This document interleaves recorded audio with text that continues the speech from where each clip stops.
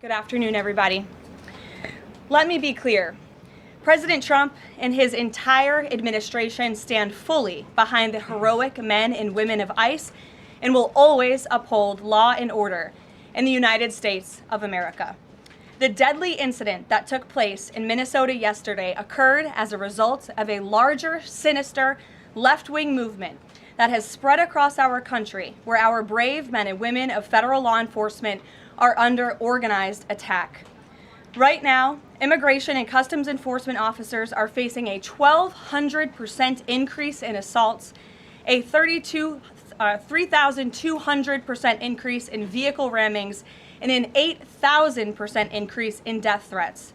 ICE agents are faithfully enforcing federal law to protect the safety of the American people by removing criminal illegal aliens from our country, which is exactly what nearly 80 million Americans elected President Trump and Vice President J.D. Vance to do.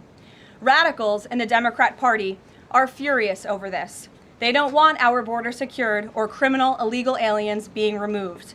As a result, Democrats are impeding immigration enforcement operations daily, creating extremely heightened and dangerous circumstances that make it nearly impossible for the men and women of law enforcement to simply do their jobs.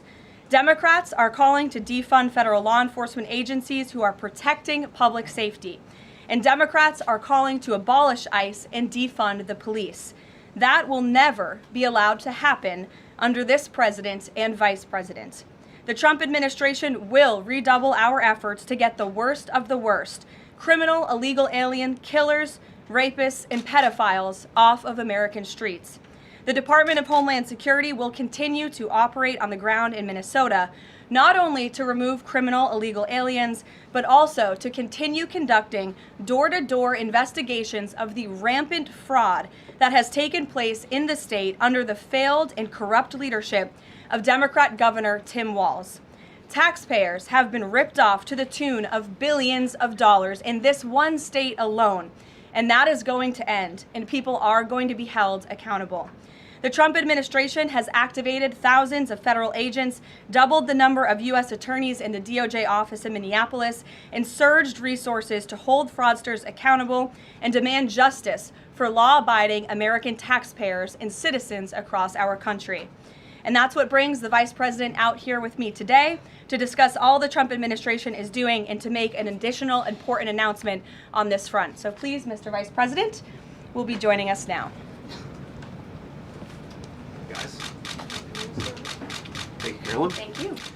Great. Well, good afternoon, everybody. And I want to echo some of what Carolyn said about what we're doing to combat the rampant fraud that exists in our immigration system, thanks to failed politicians and thanks to people who allowed the American taxpayer to be taken advantage of for far too long. I think it's important to understand why this matters to the American people. I am a father of 3 young kids, a lot of people in my generation. What is that going on there? Is that normal? Okay. CNN installed this broken camera just to throw me off my game, but it's not going to work. So here's the simple fact here. If you're a young parent struggling to afford childcare in the United States of America, there are programs that we have to make it easier for your kids to get in daycare, for your kids to get in preschool. Those programs should go to American citizens, not be defrauded by Somali immigrants and others. Make it hard for you to get the access to the resources you need. But number 2, making it easier for people who shouldn't even be in this country to fleece the United States and our taxpayers to begin with. We have actually activated a major interagency task force to make it possible to get to the heart of this fraud. We have Department of Agriculture resources that are focused on SNAP fraud so that people who need food benefits can get them, but illegal aliens and other fraudsters don't. We have over 1,500 subpoenas that the Department of Justice has issued to get to the heart of the fraud ring. We've done almost 100 indictments, mostly Somali immigrants, but also a few others. And of course, we're looking in with broad investigatory authority to a number of the instances of wrongdoing that we've seen in Minneapolis. But we also want to expand this. We know that the fraud isn't just happening in Minneapolis, it's also happening in states like Ohio. It's happening in states like California. And so what we're doing in order to help coordinate this remarkable interagency effort from the Trump administration, but also to make sure that we prosecute the bad guys and do it as swiftly and efficiently as possible, is we are creating a new Assistant Attorney General position who will have nationwide jurisdiction over the issue of fraud. Now, of course, that person's efforts will start and focus primarily in Minnesota, but it is going to be a nationwide effort because, unfortunately, the American people have been defrauded in a very nationwide way.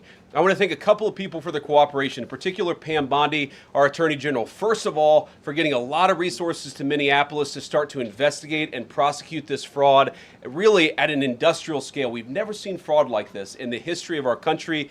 Pam has been doing a great job to get the resources there to uncover it, but importantly, creating a job like this often takes months, sometimes even longer. When we realized that we needed this Associate Attorney General position, Pam got this person up and running in about a week. We're going to make the nomination hopefully in the next few days. We'll obviously let you guys know who that is when we do it. I've talked to Senate Majority Leader John Thune, who has promised me swift confirmation for this official, but this is the person who is going to make sure that we stop defrauding the American people. And here's one final thing I'll say about this. I've heard a lot of people say that we need a special counsel to investigate fraud in the United States of America. I actually agree, and that's what this position does. It has all the benefits, all the resources, all the authority of a special counsel, but with two crucial differences. Number one, it will be run out of the White House under the supervision of me and the President of the United States. And number two, it's actually constitutionally legitimate. As you guys may know, the special counsel statute has some major constitutional questions. When we get the bad guys, we want to make sure we get them permanently and they don't have some legal technicality they can get out of, which is why we set it up as an Associate Attorney General. I'll take some questions, but I want to make just one final observation here. When I was actually walking out here, somebody sent me a photo of a CNN headline about what happened in Minneapolis. And this is the headline. I'm just going to read it. Outrage after ICE officer kills U.S. citizen in Minneapolis. Well, that's one way to put it, and that is the way that many people in the corporate media have put this attack over the last 24 hours. And I say attack very, very intentionally because this was an attack on federal law enforcement. This was an attack on law and order. This was an attack on the American people. The way that the media, by and large, has reported this story has been an absolute disgrace, and it puts our law enforcement officers at risk every single day.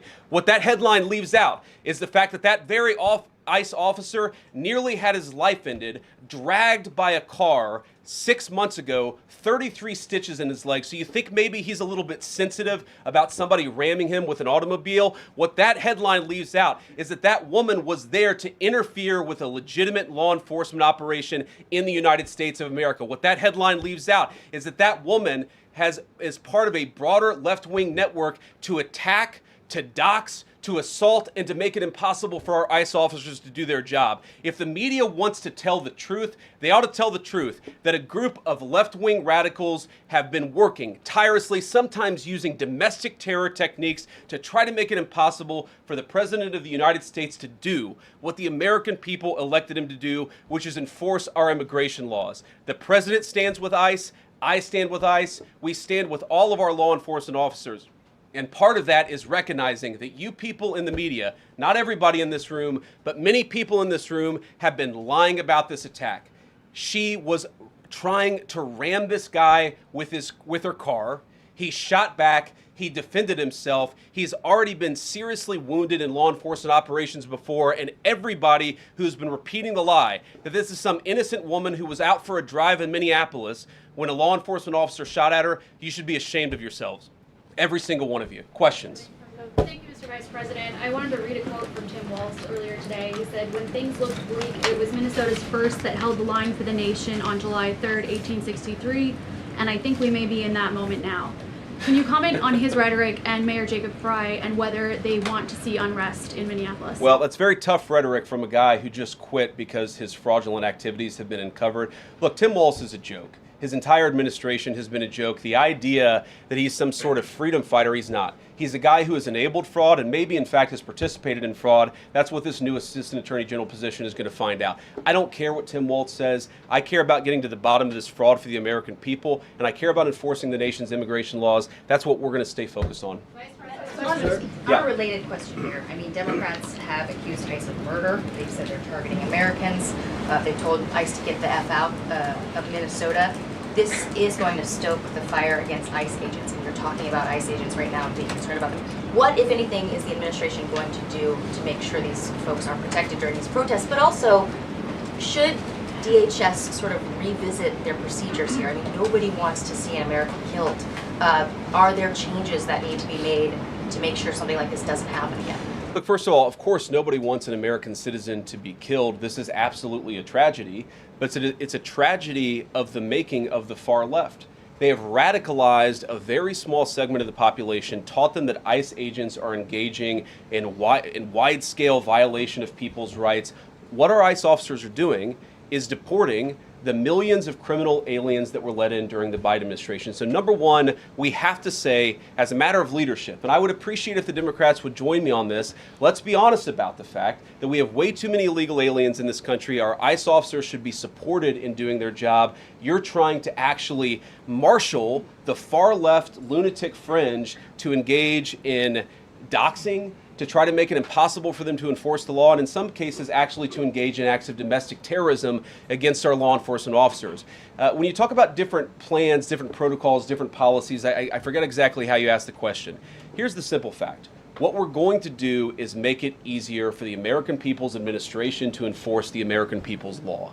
And that means that Democrats have to stop rallying the mob against legitimate law enforcement operations, and that means that we are going to get tougher, and that's what this AAG position is about. We're going to get tougher at the people who are defrauding the United States by inciting violence against our law enforcement officers. That's one of the things that we're going to do. We've already started that work at the Department of Justice, but we're going to keep on doing it, and this new AAG position is going to kick that into high gear. Vice President Vance, you just suggested that this woman who was killed, Renee Good, is part of a broader left-wing network. Who do you think is behind this broader left-wing network? Well, it's one of the things we're going to have to figure out, but here's the way that I put it. When somebody throws a brick at an ICE agent, or somebody tries to run over an ICE agent, who paid for the brick? And who told protesters to show up and engage in violent activity against our law enforcement officers? You see, just with this most recent terrible incident in Minneapolis, you see friends of this woman's or other people who are eyewitnesses saying basically that she was there to engage in obstruction of a legitimate law enforcement operation. How did she get there? How did she learn about this? There's an entire network, and frankly, some of the media are participating in it, that is trying to incite violence against our law enforcement officers. It's ridiculous, it's preposterous, and part of our investigatory work is getting to the bottom of it. Who's funding it? Who's supporting it? Who's cheerleading it? And of course, if there's illegal activity related to that, we're going to get to the bottom of that and prosecute it where we can. Vice President, thank you for taking questions today. Is there a risk with you describing her as a deranged leftist, talking about very specific facts of these events, when an investigation is just beginning? Are you preempting a thorough investigation by drawing such conclusions? And have you received any information beyond the videos we've seen publicly about this individual, her specific acts, that has informed your point of view? Well, first of all, the Department of Justice is going to investigate this. The Department of Homeland Security is already investigating this. But the simple fact is, what you see is what you get in this case. You have a woman who is trying to obstruct a legitimate law enforcement operation. Nobody debates that. You have a woman who aimed her car at a law enforcement officer and pressed on the accelerator. Nobody debates that. I can believe that her death is a tragedy, while also recognizing that it's a tragedy of her own making and a tragedy of the far left, who has marshaled an entire movement, a lunatic fringe, against our law enforcement officers. I think what is clearly happening here, and it's going to keep on happening unless the Democrats wake up and say, you know what, you don't have to agree with our immigration policies. You don't have to agree with what the president or the vice president believe about immigration enforcement, but why don't you take this to the ballot box? Why don't you vote? Why don't you organize? Instead, what some of them are doing is encouraging people to get violent with our law enforcement officials. It's disgraceful, and it's got to stop. Mr. President, Yeah. just to follow up on that question, and again, thank you for taking questions, Mr. Vice President. There's clearly a lot of emotion in Minnesota, across the country, over this incident. You're calling Renee Good a deranged leftist. There's been heated rhetoric that we've also heard from officials. What responsibility do you and the president have to diffuse some of the tension that we are seeing play out in Minnesota, bring down the temperature as this investigation is unfolding? What we have a responsibility to do is to protect the people who are enforcing the law and protect the country writ large. Whether you're Democrat or Republican, you deserve to have the people's laws enforced in the United States of America. Now, again, I'm not happy that this woman lost her life. I'm not happy that this woman was there at a protest violating the law by interfering with a law enforcement action. I think that we can all recognize that the best way to turn down the temperature is to tell people to take their concerns about immigration policy to the ballot box. Stop assaulting and stop inciting violence against our law enforcement officers. That's the best way to take down the temperature. And we're not going to give in to terrorism on this. And that's exactly what's happening. People trying to antagonize, to commit acts of violence. They throw bricks at them. Sometimes they shoot at them. Sometimes they dox them. Sometimes they go to their place of residence and harass their families. This is classic terrorism. And we cannot say that when a far left fringe is inciting violence against our brave law enforcement officials, that we're no longer going to enforce the law. That's rewarding the very people who are engaged in this garbage. The actual reward that they just got is a new assistant attorney general who is going to prosecute and investigate this stuff even more aggressively than before. Yeah. Thanks for taking my question. So the head of Minnesota's investigations agency says that the U.S. Attorney's Office has essentially cut off the state investigations agency's access to the investigation. What is the precedent for that, and why shouldn't the Minnesota officials on the ground have access and evidence to work on this investigation?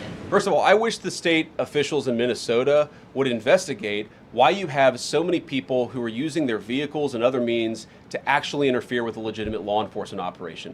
The precedent here is very simple. You have a federal law enforcement official engaging in federal law enforcement action. That's a federal issue. That guy is protected by absolute immunity. He was doing his job. The idea that Tim Walz and a bunch of radicals in Minneapolis are going to go after and make this guy's life miserable because he was doing the job that he was asked to do is preposterous. The unprecedented thing is the idea that a local official can actually prosecute a federal official with absolute immunity. I've never seen anything like that. It would get tossed out by a judge. So what I'd like Minnesota to focus on is the real issue, that they're encouraging people. Minneapolis officials are encouraging people to commit violence against ICE officials. It's ridiculous. It's got to stop. Go ahead. Mr. President, thank you. You said earlier that there's a left-wing network to attack, to dox, to assault, and make it impossible for ICE officers to do their job.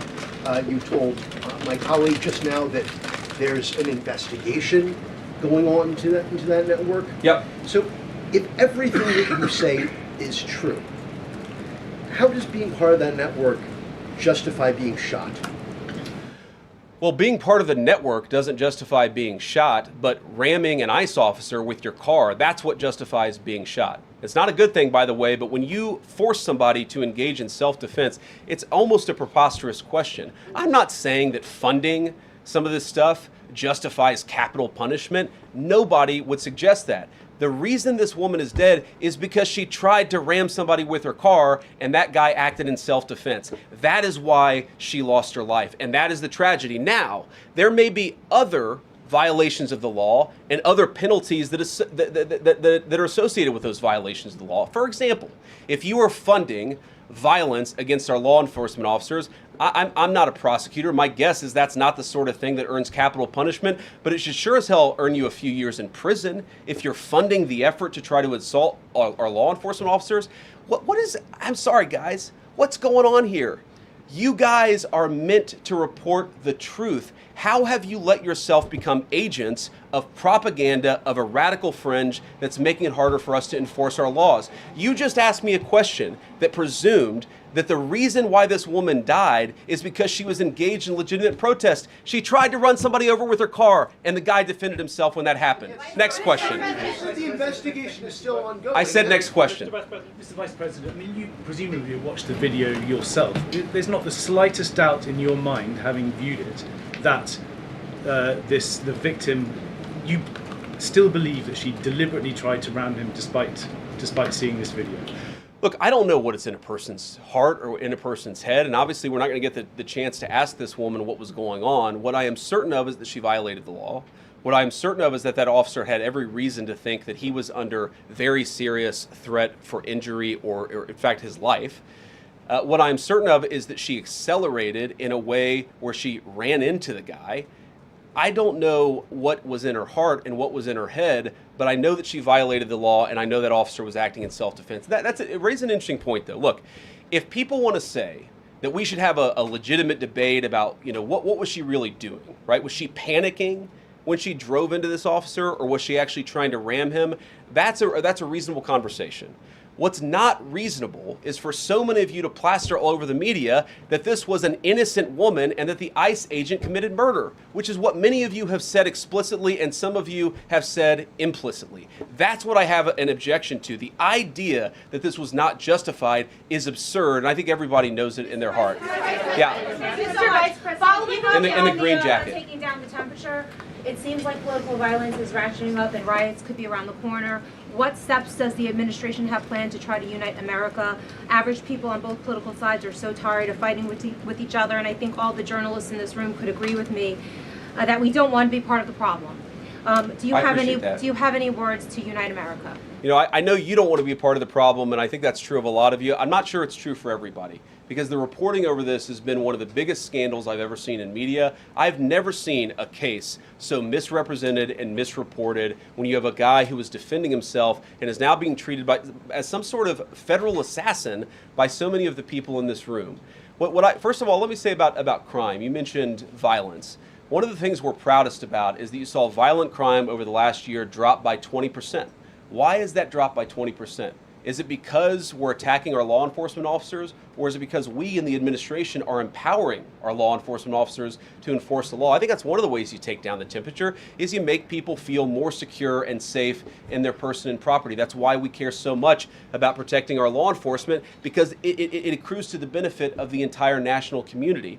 I think that we can absolutely talk about the ways in which we can lower the temperature by discussing differences in a reasonable and rational way. Again, I'm happy to talk with any congressional Democrat or any of you about our immigration policy, about why I think it's necessary, about why I think it's in the best interest of the country, about why the President of the United States was elected to actually enforce the border for the first time in at least 4 years.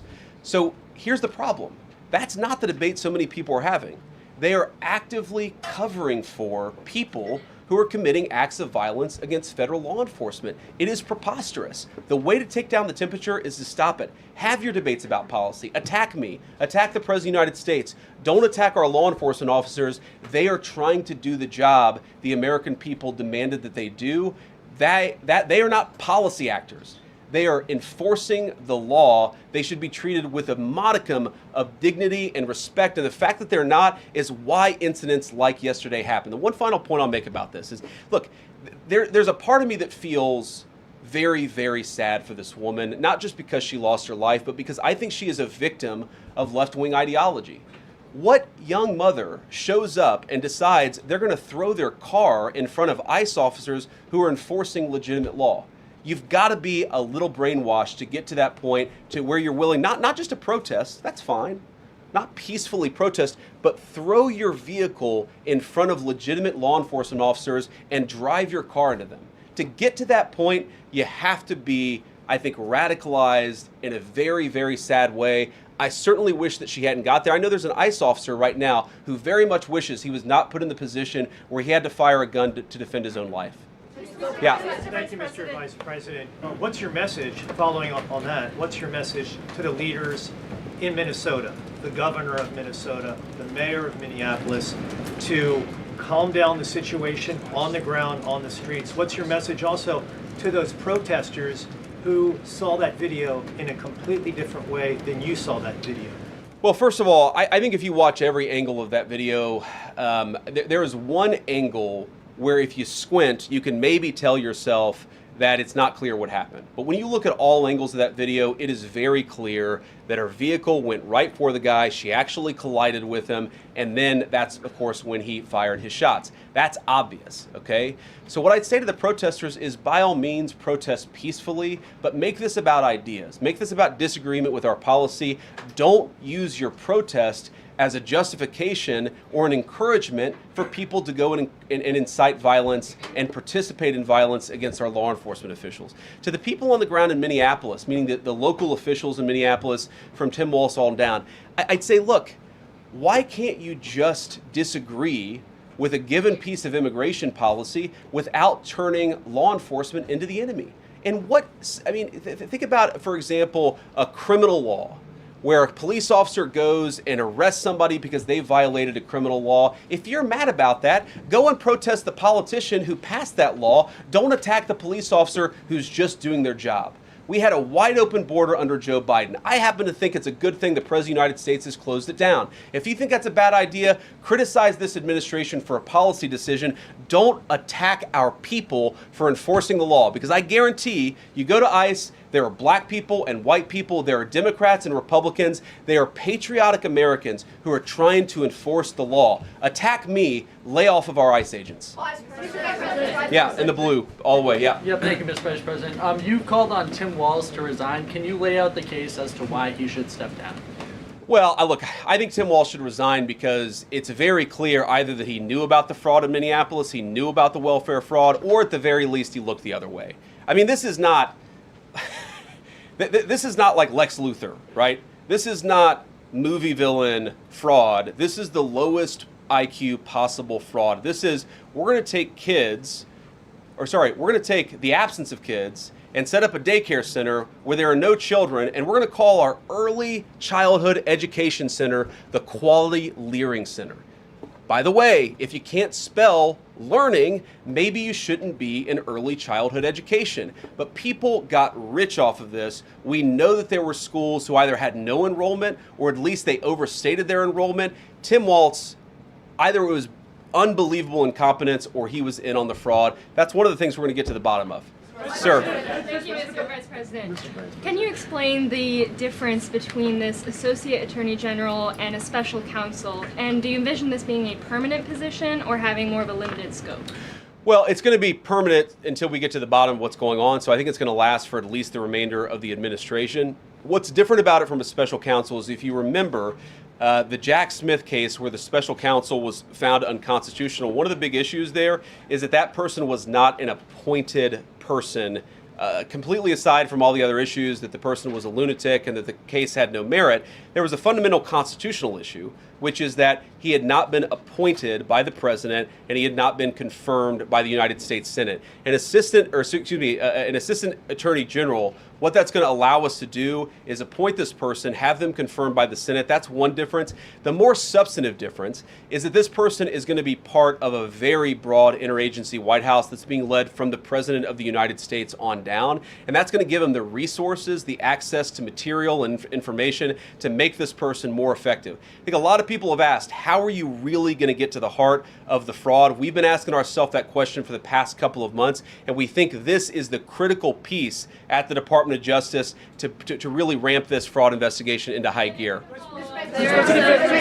In the red tie, yeah. Vice President Vance, I wanted to ask, what's your message to far leftist agitators who feel emboldened to obstruct ICE activity in Minnesota and around the country? Well, I think they shouldn't feel emboldened because now they have an assistant attorney general who is going to prosecute and investigate their fraud and their violence more aggressively than it has ever been investigated in the United States of America. We are doing so much to try to find the financing networks and the domestic terrorism networks that legitimate this violence, that fund this violence, and that, of course, engage in the violence. These people should not feel emboldened because they have, for the first time, maybe in American history, an administration that is not going to tolerate political violence of any kind from anywhere.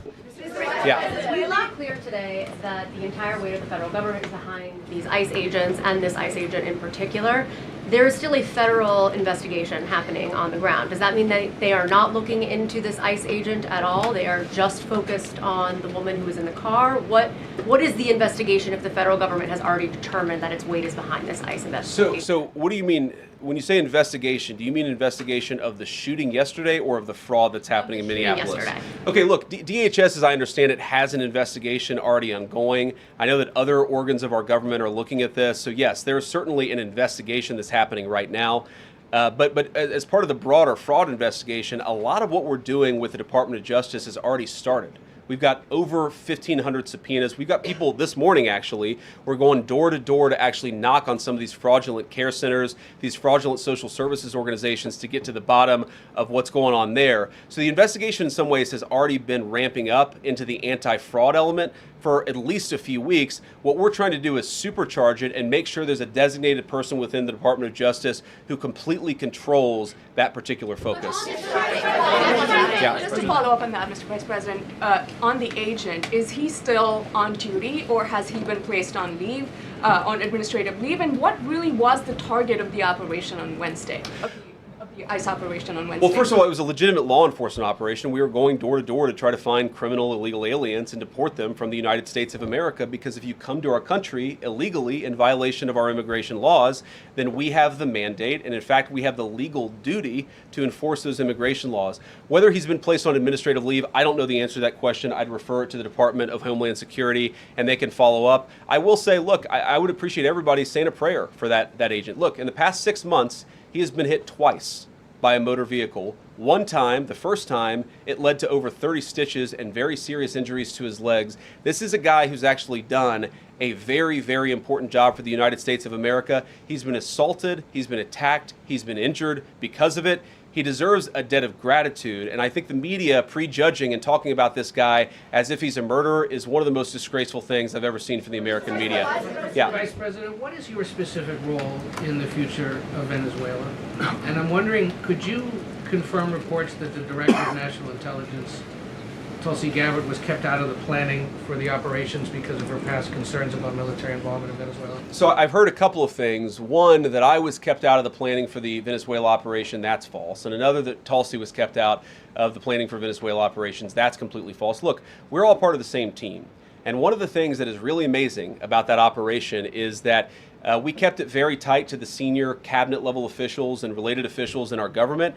And we kept this operation secret for a very long time. I'm very proud of that. I think it suggests that the team works very well together. Well, looking ahead, what is my role? Look, my role is going to be whatever the president asks me to do. Well, every other day, I'm chairing the meeting that we do on this among White House principals to talk about next steps to try to ensure that Venezuela is stable. And as the president has directed us to do, to ensure that the new Venezuelan government actually listens to the United States and does what the United States needs it to do under our country's best interest. So I'm going to be as involved as the president wants me to be. So far, that's been very involved, and I'll keep on doing that so long as the president asks me to do it. In the purple. Yes. Even Mr. beyond the war powers Sorry, resolution. we'll go purple and then we'll go pink or whatever that is in front. Royal purple. And then beige. All right. Okay. Are there any indications, you talked about the network, are there any indications that the lady who was shot, I know there are different reports from there, her wife said they were new to the area.